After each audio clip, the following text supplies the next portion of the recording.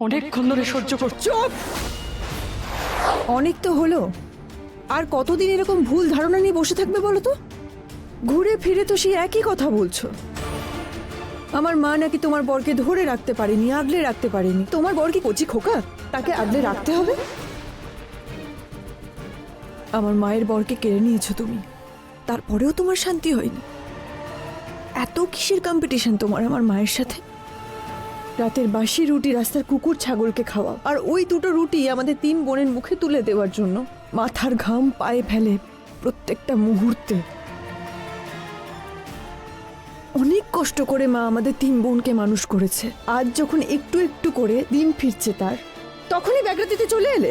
এই অনেকক্ষণ ধরে সহ্য করছো।